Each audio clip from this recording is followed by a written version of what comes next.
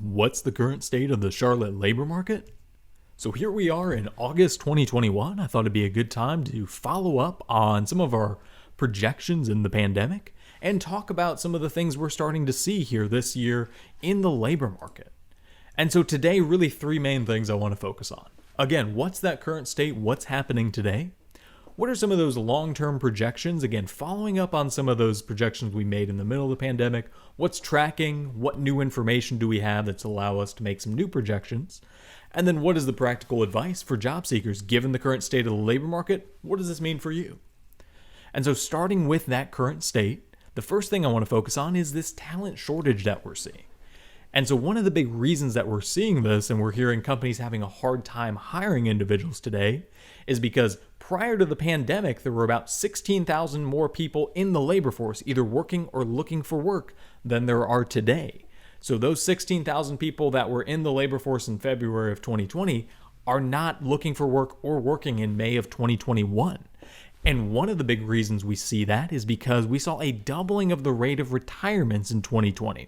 And so that's with specific respect to the baby boomer demographic. Their rate of retirement in 2019, that more than doubled in 2020. And so this tracks with some of the projections we made last year saying the pandemic was likely to shrink the labor force, which in turn was going to raise real wages because a lot of these individuals are unlikely to return to the labor force. And one of the other things we've talked about this previously as well, one of the other big drivers is working mothers have been exiting the labor force. And so what I have on the screen for you is a percentage of mothers with school-aged children who left the labor force for each month in 2020. And what you'll see jump out are those blue circles at the top. And that represents the share of working mothers from the service industry, so restaurants, retail, those working mothers working in that sector, they left at a higher rate than any other industry last year. And that makes sense given the homeschooling requirements, the childcare requirements, and the in-person nature of that work was a little bit too much for many people to handle last year. So we've seen a lot of working mothers in that sector leave, which is going to create a hard time for businesses to hire, given that we know that industry is a majority female. And some occupations like waiters and waitresses, it's almost 70% female for that occupation. So if you have a large share of your talent leaving the labor force, you're going to be hard pressed to replace that.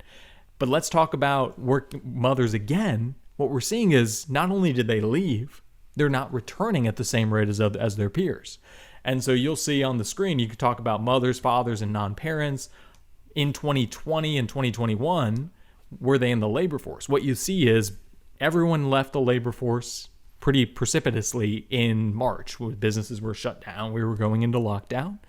But working mothers left at a higher rate than everyone else, and they've returned at a slower rate than everyone else. And so you'll see fathers and non-parent women back up to almost 98% of their pre-pandemic levels. But working mothers really didn't start entering again until 2021, and they're still only at about 96%. You see, they started to get back into it, and then as the school year started, again, they left the labor force again in late 2020. And so if we look at what's the current state of the job demand in Charlotte by industry, you can see, again, really our industries in demand jump out: healthcare, finance, retail, accommodation. Again, we talked about the service industry, retail and accommodation. There's a lot of demand for jobs right now because they're having a hard time filling these roles. And if we look at our top jobs specifically, we'll see that start to ring true as well. We're seeing, again, customer service representatives, delivery drivers, account managers, but you're seeing servers, dishwashers, cashiers, administrative assistant, sales associates. Again, a lot of these positions that are in the service industry and a lot of positions that are typically occupied by women and mothers. And so one of the things that we've got here today to really get a better understanding of what happened to the 16,000 or so labor market exits is you can go onto our website, www.charlotteworks.com/survey, and you can fill out a Charlotte Talent Survey. And what we're looking to do here is get a better understanding of whether you are employed, not employed, looking for work, or not looking for work. what is your current status? What are your main drivers and motivators in the labor force? And also to get an understanding of that 16,000 that left that isn't looking for work today. What would it take to incentivize them to return to the labor force? What are their big barriers from participation? Is that childcare? Is that health and safety concerns? What is the main driver keeping them out of the labor force? And is there a way to incentivize them to return so that we can, again, start to think about how do we address this talent shortage here locally? So I'd encourage you on your own time to go ahead and go to this link and take this survey and let us know how you feel. We'll be using this information and sharing it with community partners to really inform our work going forward.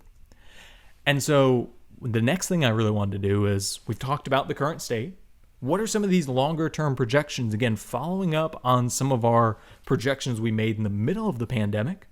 Well, we are seeing that rising inequality. Again, we talked about rising inequality as a result of the pandemic. We are seeing rising inequality as a result of COVID. And here are some of the trends that we projected in our previous videos last year. We talked about decreased labor supply, so that was the first thing we addressed. Individuals exiting the labor force. We've seen an increase in real wages to make up for that. Excess capital, so that's driving increased inequality, and that's also continuing to drive that increase in wages. And then accelerated automation. Again, companies being forced to automate to cover these labor shortages and with health concerns. So we're seeing a lot of that. And some new projected long-term impacts that I really wanted to highlight today are improved working conditions for those that are still in the labor force. So we're hearing conversations, again, nationally, there's more momentum, this conversation around $15 an hour. We're seeing that push for improved compensation packages. We're seeing a few companies, I believe Kickstarter and a few other countries have talked about shortening the work week. So going down from this 40-hour work week that we've had since the early 20th century, and some companies are going down to the 4-day work week or just providing more flexible work arrangements. That's something we're seeing here.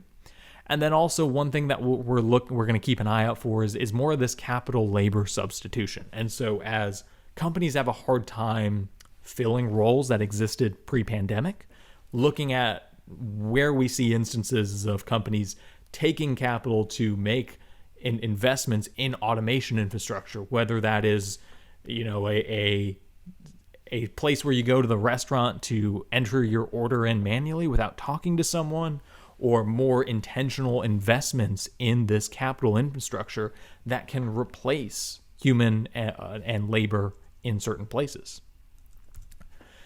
And so really, given all this information, what does that mean for a job seeker today? So let's talk about that practical advice. Whether you're looking for work or you're employed today, what does that mean for you? And so what I really wanted to start out is with job seekers. If you're looking for work today, whether you're an experienced worker or an entry-level worker, what does that mean? So if you're an experienced worker, again, now is a great time, given the talent shortage, to find your best fit.